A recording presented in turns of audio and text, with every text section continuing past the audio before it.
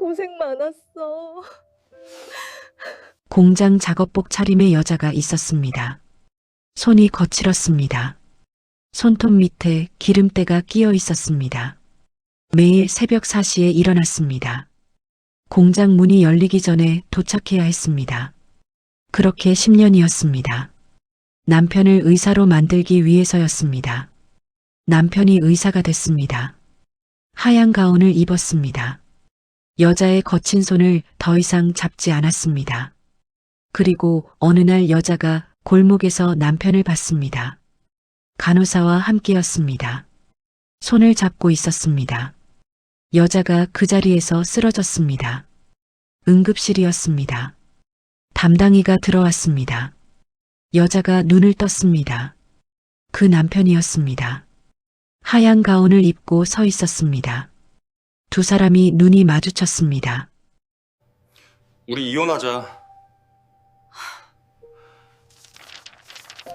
도대체 그 이후에 무슨 일이 있었을까요? 그리고 이 여자는 어떻게 다시 일어섰을까요? 사연 시작 전 구독과 좋아요를 눌러주시고 어디서 듣고 계신지 댓글 남겨주시면 그곳으로 행운이 가득 깃들기를 바라겠습니다. 이정희는 45살이었습니다. 25에 강민수를 만났습니다. 동네 도서관에서였습니다. 민수가 의학교재를 펼쳐놓고 공부하고 있었습니다. 눈이 마주쳤습니다. 민수가 웃었습니다. 정희도 웃었습니다. 그것이 시작이었습니다. 민수는 의대에 가고 싶다고 했습니다. 하지만 집안 형편이 되지 않았습니다. 아버지가 일찍 세상을 떠났습니다. 어머니 혼자 식당을 운영했습니다. 학비를 댈 여유가 없었습니다. 정희가 말했습니다. 내가 벌겠다고. 민수가 말렸습니다. 정희가 듣지 않았습니다. 사랑하는 사람의 꿈이었습니다. 막을 수 없었습니다. 결혼하던 날이었습니다. 정희가 웨딩드레스를 입고 거울 앞에 섰습니다. 예뻤습니다. 어머니가 눈물을 닦았습니다. 행복하게 살아라. 정희가 고개를 끄덕였습니다. 그리고 다음 날부터 공장에 나갔습니다. 자동차 부품 공장이었습니다. 새벽 4시에 일어났습니다. 버스를 2번 갈아탔습니다. 공장 문이 열리기 전에 도착했습니다. 작업복을 입었습니다. 기계 앞에 섰습니다. 그렇게 하루가 시작됐습니다. 겨울이 제일 힘들었습니다. 새벽 4시 버스 정류장은 칼바람이 불었습니다. 목도리를 두르고 장갑을 꼈습니다. 그래도 손이 시렸습니다. 버스가 올 때까지 발을 동동 굴렀습니다. 버스에 올라타면 따뜻한 공기가 얼굴을 감쌌습니다. 잠깐 눈을 감았습니다. 5분이라도 자두려고 했습니다. 공장 안은 달랐습니다. 기계 열기로 후덥지근했습니다. 귀가 멍멍할 만큼 소리가 났습니다. 작업복을 입으면 그 소리 속으로 들어가는 것이었습니다. 점심시간이 제일 좋았습니다. 도시락을 먹었습니다. 전날 밤 싸둔 것이었습니다. 반찬이 많지 않았습니다. 하지만 맛있게 먹었습니다. 그 15분이 하루 중 가장 조용한 시간이었습니다. 동료들이 물어봤습니다. 남편은 뭐해요? 정희가 대답했습니다. 공부한다고요. 동료가 고개를 끄덕였습니다. 나중에 잘 되겠네. 정희가 웃었습니다. 그러면 좋겠다고 했습니다. 퇴근하고 돌아오면 어둠이 깔려 있었습니다. 민수가 책상에 앉아 공부하고 있었습니다. 정희가 부엌으로 들어갔습니다. 밥을 했습니다. 냄새가 났습니다. 민수가 나왔습니다. 둘이 밥을 먹었습니다. 그것이 좋았습니다. 하루 중 가장 좋은 시간이었습니다. 손이 거칠어졌습니다. 처음엔 물집이 잡혔습니다. 물집이 터졌습니다. 굳은 살이 생겼습니다. 손톱 밑에 기름때가 끼었습니다. 아무리 닦아도 지워지지 않았습니다. 밤에 돌아오면 민수가 공부하고 있었습니다. 정희가 밥을 차렸습니다. 민수가 먹었습니다. 고맙다고 했습니다. 정희가 웃었습니다. 그것으로 충분했습니다. 1학년이 지났습니다. 2학년이 지났습니다. 3학년이 됐습니다. 민수가 힘들어했습니다. 공부가 너무 어렵다고 했습니다. 포기하고 싶다고 했습니다. 정희가 말했습니다. 당신이 포기하면 내가 더 힘들어. 조금만 더 해. 그리고 몰래 은행에 갔습니다. 담보대출을 받았습니다. 민수한테는 말하지 않았습니다. 그 돈으로 민수의 학비를 냈습니다. 민수가 버텼습니다. 10년이 걸렸습니다. 민수가 의사가 됐습니다. 면허증을 받아들던 날 정희가 울었습니다. 기쁨의 눈물이었습니다. 민수도 울었습니다. 당신 덕분이라고 했습니다. 정희가 고개를 저었습니다. 당신이 한 거라고 했습니다. 그날 밤이 제일 행복했습니다. 하지만 달라진 것은 그 뒤부터였습니다. 처음엔 작은 것들이었습니다. 민수가 퇴근하고 돌아와 소파에 앉으면서 말했습니다. 오늘 점심에 동기들이랑 한식집 갔는데 진짜 맛있더라. 정희가 부엌에서 대답했습니다. 어디냐고. 민수가 병원 근처라고 했습니다. 정희가 우리도 한번 가보자고 했습니다. 민수가 대답하지 않았습니다. 그냥 넘어갔습니다. 별것 아니라고 생각했습니다. 그런데 그런 일이 쌓였습니다. 민수가 어디를 가면 항상 혼자였습니다. 학회에 혼자 갔습니다. 병원 회식에 혼자 갔습니다. 동기 모임에 혼자 갔습니다. 정희를 데려간 적이 없었습니다. 어느 날 정희가 물었습니다. 나도 같이 가면 안 돼요? 민수가 잠깐 정희를 봤습니다. 거기 다 의사들이야. 당신이 거기서 무슨 말을 해? 당신이 거기서 무슨 말을 해? 그 말이 오래 남았습니다. 민수가 병원에 자리를 잡았습니다. 같은과 의사들과 어울리기 시작했습니다. 골프를 배웠습니다. 양복을 맞췄습니다. 고급 레스토랑에서 밥을 먹었습니다. 그 자리에 정희가 끼지 못했습니다. 어느 날이었습니다. 병원 동료들이 집에 찾아왔습니다. 정희가 앞치마를 두르고 부엌에서 나왔습니다. 민수의 얼굴이 순간 굳었습니다. 정희가 인사를 했습니다. 동료들이 어색하게 웃었습니다. 민수가 빠르게 화제를 돌렸습니다. 손님들이 돌아간 뒤 민수가 말했습니다. 다음에 사람들 오면 그냥 방에 있어. 정희가 멈췄습니다. 왜요? 민수가 시선을 피했습니다. 그냥 피곤하잖아. 그리고 민수병원 동료들과 식사 자리가 생겼습니다.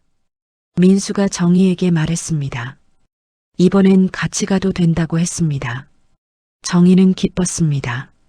오랜만에 옷을 골랐습니다. 단정하게 차려입었습니다.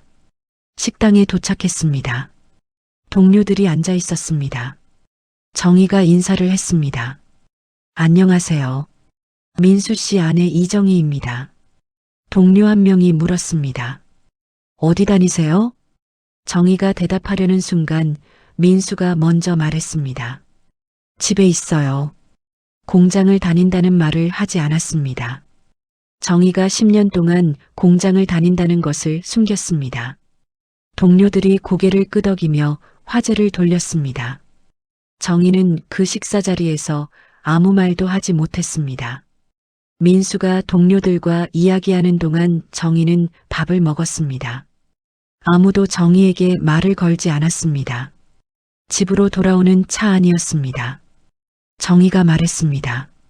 나 공장 다닌다는 거 왜 말 안 했어요? 민수가 운전하면서 대답했습니다. 굳이 말할 필요 없잖아. 굳이요? 사람들이 이상하게 볼 수 있잖아. 의사 아내가 공장을 다닌다고 하면. 정희가 창밖을 바라봤습니다. 불빛이 흘러갔습니다. 이상하게 본다고 했습니다. 10년 동안 공장을 다니며 남편을 의사로 만든 것이 이상한 일이 됐습니다. 정희가 아무 말도 하지 않았습니다. 집에 도착해서 차에서 내렸습니다. 계단을 올라갔습니다. 방문을 닫았습니다.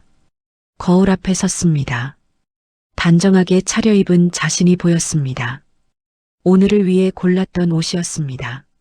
눈물이 날 것 같았습니다. 이것이 어떤 감정인지 정확히 알 수 없었습니다. 서운함인지 허탈함인지 무엇인지 애써 꾹 참고 넘겼습니다. 명절이었습니다. 시어머니가 정희를 바라보며 말했습니다. 민수가 이제 의사인데 며느리가 공장을 다니면 좀 그렇지 않아? 그만두는 게 낫지 않겠어. 정희가 아무 말도 하지 않았습니다. 체면이라는 게 있잖아. 체면. 그 단어가 정희의 귀에 오래 남았습니다. 그의 겨울이었습니다. 정희 생일이었습니다. 정희가 아침부터 기다렸습니다. 민수가 기억하고 있을지 몰랐습니다. 작년에도 그 전해에도 그냥 지나갔습니다. 하지만 혹시 올해는 다를 수도 있다고 생각했습니다. 민수가 아침 일찍 출근했습니다. 아무 말이 없었습니다. 저녁에 돌아왔습니다. 정희가 밥을 차려놓고 기다렸습니다. 민수가 소파에 앉으며 핸드폰을 봤습니다. 밥상을 바라봤습니다. 오늘 무슨 날이야? 정희가 잠깐 민수를 바라봤습니다. 아니요. 그것이 전부였습니다. 밥을 먹는 동안 민수의 핸드폰이 울렸습니다. 민수가 핸드폰을 들었습니다. 문자였습니다. 읽으면서 잠깐 웃었습니다. 그리고 답장을 했습니다. 정희가 그 모습을 바라봤습니다. 민수가 정희한테는 저렇게 웃은 적이 언제였는지 기억나지 않았습니다. 정희가 밥을 먹다 수저를 내려놓았습니다. 오늘 제 생일이에요. 민수가 핸드폰에서 눈을 들었습니다. 응? 생일이에요, 저. 민수가 잠깐 정희를 바라봤습니다. 그리고 다시 핸드폰을 봤습니다. 미안. 깜빡했어. 바빠서. 그것이 전부였습니다. 미안하다고 했습니다. 하지만 핸드폰을 내려놓지 않았습니다. 정희가 일어났습니다. 부엌으로 들어갔습니다. 설거지를 했습니다. 찬물로 했습니다. 손이 빨개졌습니다. 울지 않으려 했습니다. 설거지를 마치고 수도꼭지를 잠갔습니다. 행주로 손을 닦았습니다. 부엌 불을 껐습니다. 생일 축하한다는 말은 없었습니다. 생일 축하 노래도 없었습니다. 미안하다는 말 한마디뿐이었습니다. 그것도 핸드폰을 보면서 한 말이었습니다. 방으로 들어갔습니다. 불을 끄고 누웠습니다. 핸드폰이 울렸습니다. 어머니였습니다. 우리 딸 생일인데 밥은 잘 먹었어? 정희가 잠깐 말이 없었습니다. 그리고 대답했습니다. 네, 잘 먹었어요. 전화를 끊었습니다. 핸드폰을 내려놓았습니다. 천장을 바라봤습니다. 새벽 4시에 일어나 공장에 가고 돌아와 밥을 차리고 잠드는 날들이었습니다. 그날들 중에 딱 하루, 생일이었습니다. 그 하루마저 일했습니다. 어느 봄날이었습니다. 정희가 퇴근길에 민수병원 근처를 지나게 됐습니다.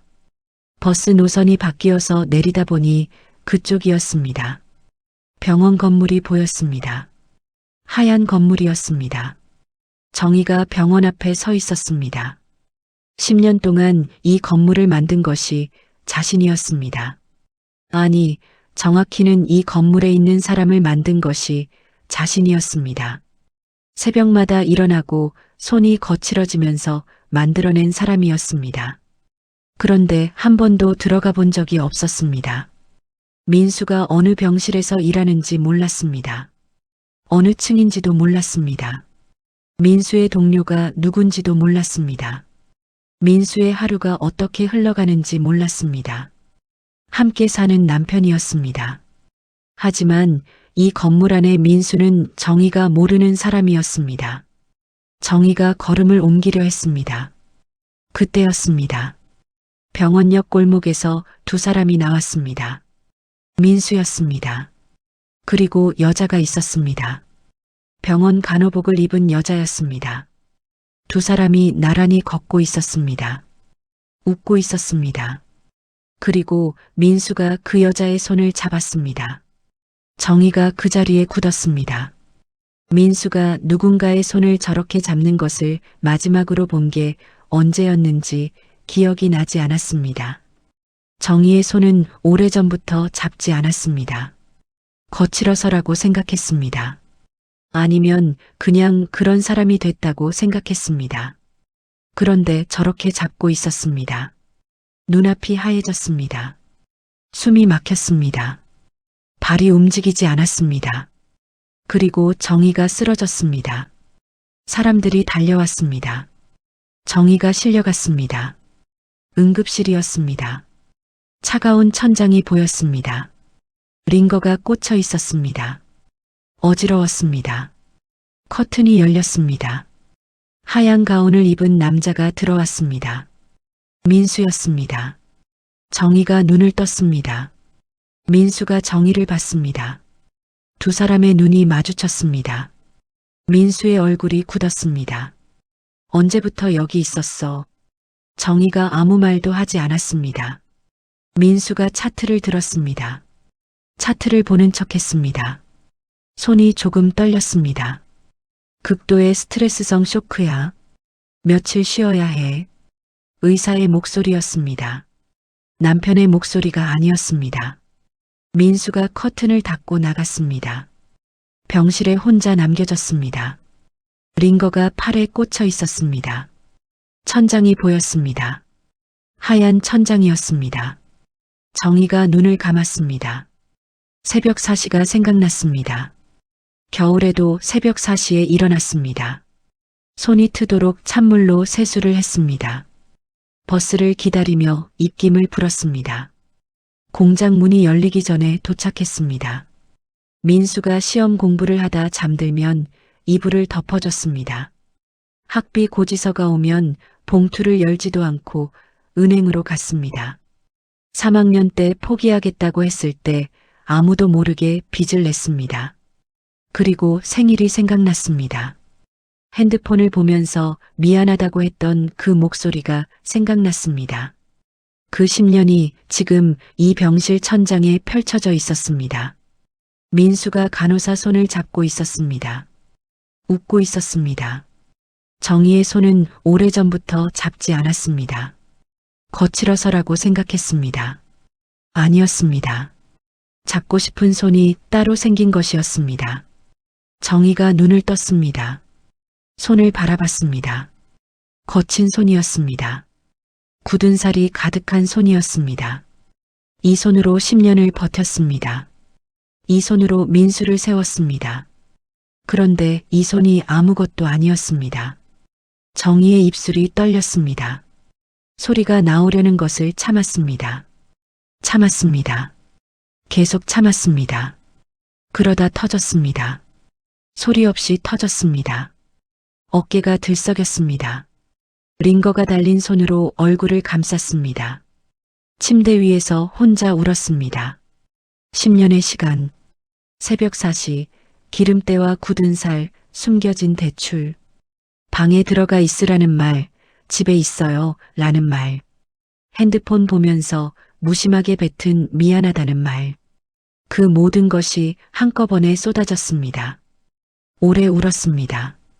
간호사가 들어왔다가 조용히 나갔습니다. 정희는 멈추지 않았습니다. 10년 만에 처음으로 실컷 울었습니다. 그리고 멈췄습니다. 눈물을 닦았습니다. 천장을 바라봤습니다. 숨을 한 번 크게 들이쉬었습니다. 끝냈습니다. 이제 끝났습니다. 다음 날 아침이었습니다. 정희가 침대에 앉았습니다. 창밖으로 아침 햇살이 들어왔습니다. 핸드폰을 꺼냈습니다. 검색했습니다. 이혼 전문 변호사. 손가락이 떨리지 않았습니다. 사흘 뒤 퇴원하는 날이었습니다. 민수가 병실로 들어왔습니다. 손에 서류 봉투를 들고 있었습니다. 정희가 그 봉투를 바라봤습니다. 민수가 봉투를 내밀었습니다. 이혼 서류야. 정희가 봉투를 받지 않았습니다. 바라만 봤습니다. 변호사 통해서 하자. 빨리 끝내는 게 낫잖아. 정희가 민수를 바라봤습니다. 그 간호사랑 살 거야? 민수가 시선을 피했습니다. 그건 나중에 얘기해. 정희가 침대에서 일어났습니다. 천천히 일어났습니다. 옷을 입었습니다. 가방을 들었습니다. 병실 문을 향해 걸었습니다. 변호사 연락처 남겨줘. 민수가 멈칫했습니다. 그게 무슨... 정희가 돌아보지 않았습니다. 내 변호사한테 연락하라고. 문을 열고 나왔습니다. 복도를 걸었습니다. 엘리베이터를 탔습니다. 병원 로비를 지나 밖으로 나왔습니다. 봄볕이 쏟아졌습니다. 따뜻했습니다. 정희가 잠깐 멈췄습니다. 하늘을 바라봤습니다. 눈물이 흘렀습니다. 닦았습니다. 다시 걸었습니다. 변호사 사무실이었습니다. 정희가 테이블 앞에 앉았습니다. 변호사가 정희의 이야기를 들었습니다. 처음부터 끝까지 들었습니다. 공장에 다닌 10년, 학비와 생활비, 3학년 때 몰래 빌린 대출, 민수가 의사가 된 과정, 그리고 지금 변호사가 물었습니다. 증거 있으세요? 정희가 가방을 열었습니다. 10년치 월급 명세서였습니다. 공장에서 받은 것이었습니다. 버리지 않고 모아뒀습니다. 민수 학비 납부 영수증이었습니다. 생활비 이체 내역이었습니다. 그리고 대출 서류였습니다. 변호사가 서류들을 들여다봤습니다. 한참 들여다봤습니다. 그리고 고개를 들었습니다. 이걸 다 갖고 계셨어요? 정희가 고개를 끄덕였습니다. 왜 버리지 않으셨어요? 정희가 잠깐 생각했습니다. 버려야 할 이유가 없었으니까요. 내가 한 일이니까요. 변호사가 잠깐 정희를 바라봤습니다. 그리고 다시 서류를 봤습니다. 충분합니다.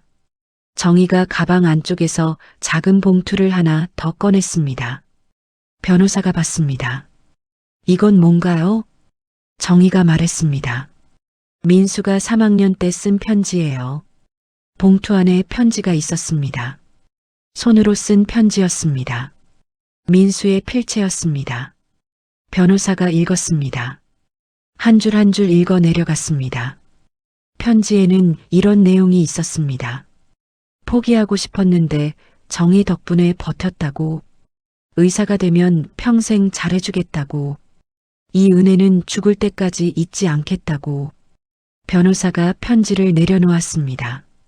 잠깐 말이 없었습니다. 직접 쓴 편지까지 갖고 계셨군요.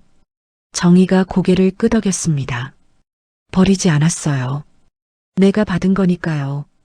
변호사가 편지를 봉투에 다시 넣었습니다. 이거 조정실에 가져가겠습니다. 변호사가 계산을 시작했습니다. 10년치 월급, 학비, 생활비, 대출 원금과 이자, 뒷바라지 비용, 숫자가 쌓였습니다. 그리고 변호사가 또 한 가지를 꺼냈습니다. 남편분이 의사 면허를 딸 수 있었던 결정적인 계기가 있었던 것 같은데요.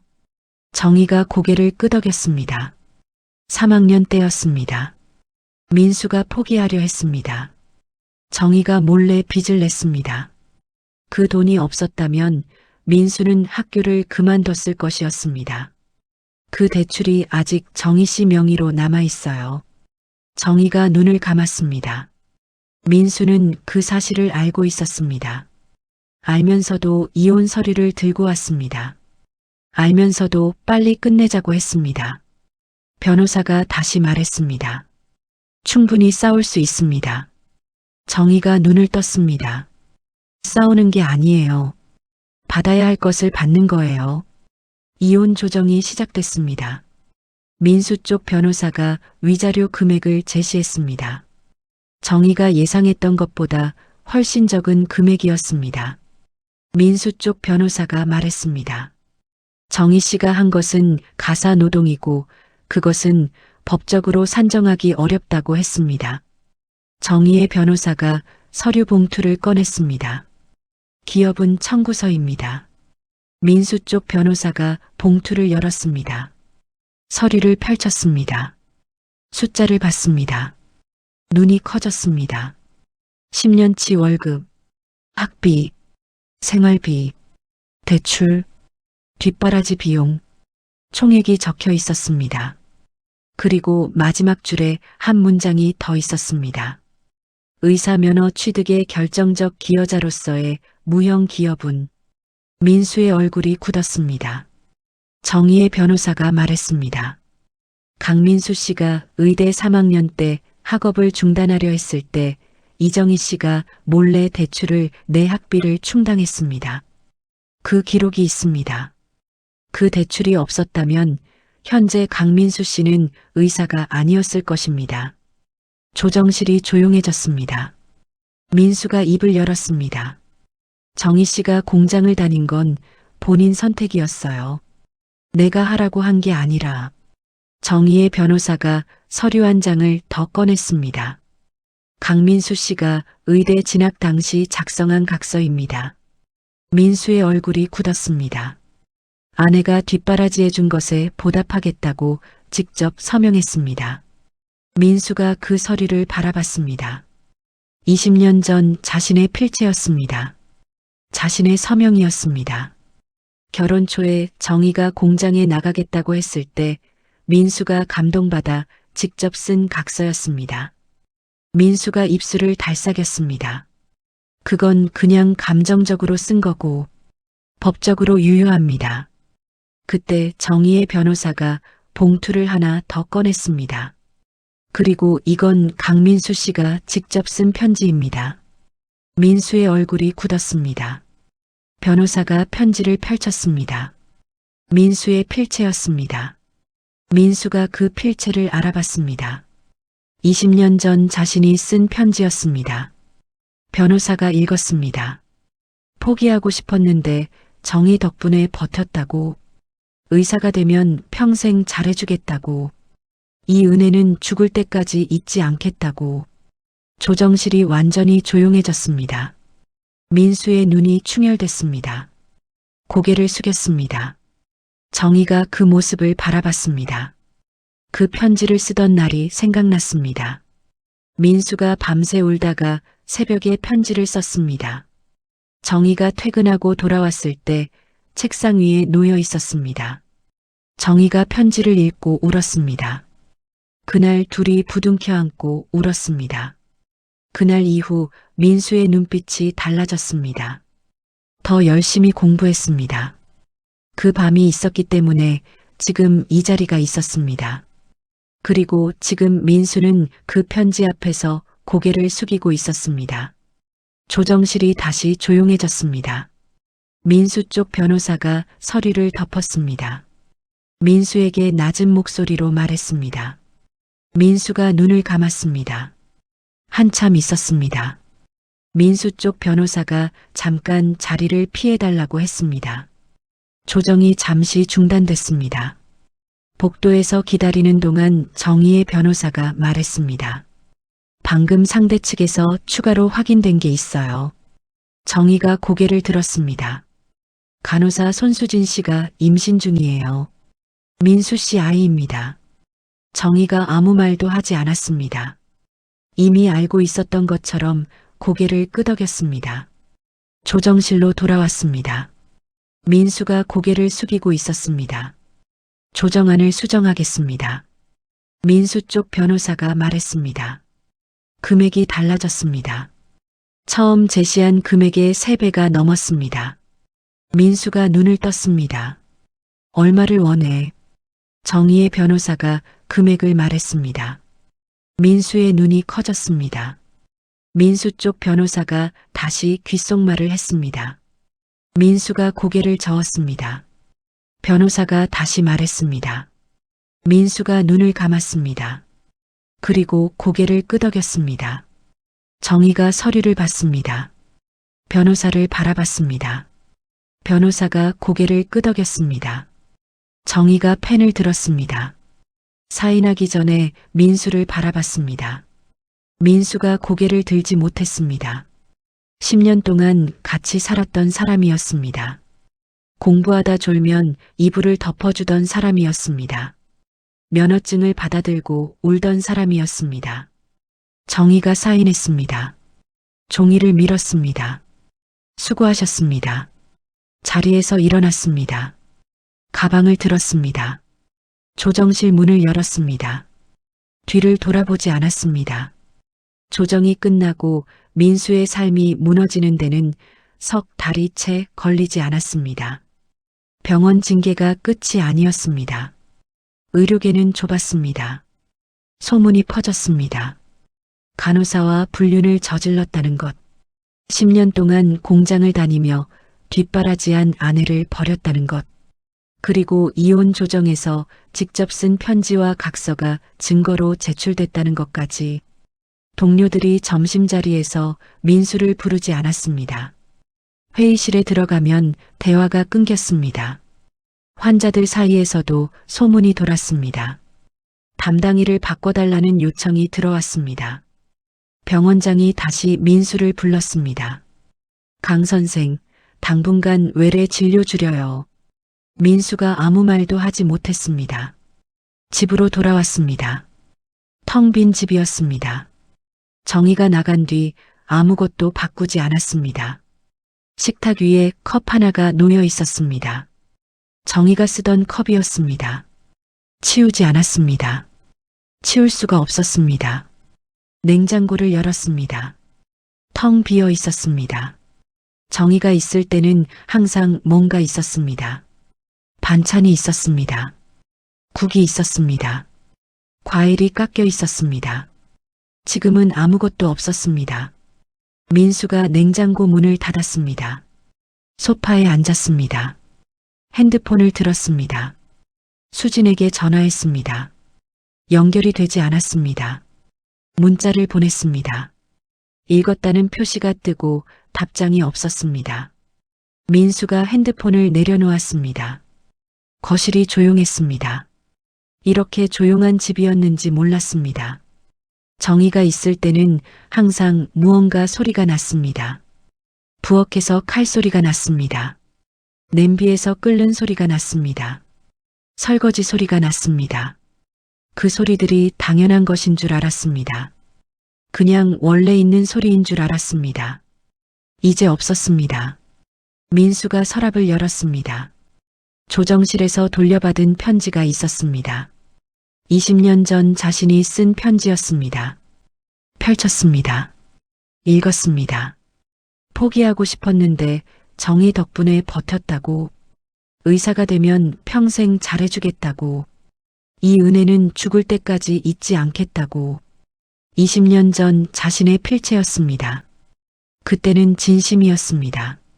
분명히 진심이었습니다. 그런데 어느 순간부터 그 진심을 잊었습니다. 하얀 가운을 입고 나서부터였습니다. 동료들과 어울리고 나서부터였습니다. 공장 다니는 아내가 부끄럽다고 느끼기 시작하면서부터였습니다. 민수가 편지를 덮었습니다. 어머니가 전화를 했습니다. 민수야, 밥은 먹었냐고. 민수가 대답했습니다. 먹었다고. 거짓말이었습니다. 어머니가 말했습니다. 정희한테 너무했다. 그 말이 끝이었습니다. 민수가 전화를 끊었습니다. 그날 밤 민수가 오래 앉아 있었습니다. 10년이었습니다. 정희가 새벽 4시에 일어나며 버텨준 10년이었습니다. 그 10년 위에 자신이 서 있었습니다. 그것을 알면서도 발로 찼습니다. 민수가 눈을 감았습니다. 그리고 처음으로 울었습니다.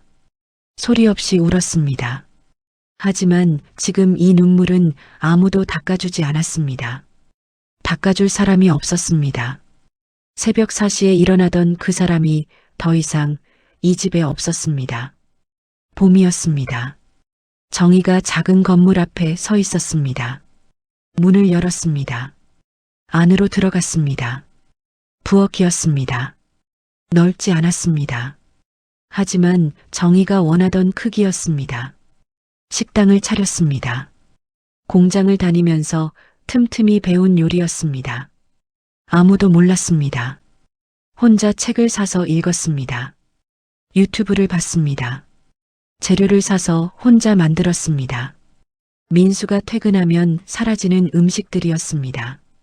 맛있다는 말 한마디 없이 사라지는 음식들이었습니다. 준비하는데 2달이 걸렸습니다. 가게를 구했습니다. 작은 곳이었습니다. 테이블 4개짜리였습니다. 월세가 저렴했습니다. 위치가 좋지 않았습니다. 하지만 정희의 마음에 들었습니다. 인테리어를 직접 했습니다. 페인트를 칠했습니다. 선반을 달았습니다. 처음 해보는 일이었습니다. 유튜브를 보면서 따라했습니다. 서툴렀습니다. 하지만 하다 보니 됐습니다. 메뉴를 정했습니다. 한식이었습니다. 복잡한 것이 아니었습니다. 집밥이었습니다. 새벽부터 일어나 만들어 온 밥이었습니다. 그것을 팔기로 했습니다. 개업 전날 밤이었습니다. 정희가 부엌에 혼자 앉았습니다. 내일 손님이 한 명도 안 오면 어떡하나 싶었습니다. 그런데 신기하게도 두렵지 않았습니다. 새벽 4시에 공장에 처음 나가던 날이 생각났습니다. 그날도 떨렸습니다. 하지만 했습니다. 10년을 했습니다. 이것도 할 수 있었습니다. 앞치마를 묶었습니다. 재료를 꺼냈습니다. 칼을 들었습니다. 거친 손이었습니다. 굳은 살이 가득한 손이었습니다. 기름때는 이제 없었습니다. 공장을 그만뒀으니까요. 하지만 굳은 살은 남아 있었습니다. 괜찮았습니다. 이 손으로 버텼으니까요. 첫 손님이 왔습니다. 동네 할머니였습니다. 정희가 차린 밥상을 한 숟가락 먹었습니다. 맛있네. 3글자였습니다. 짧은 3글자였습니다.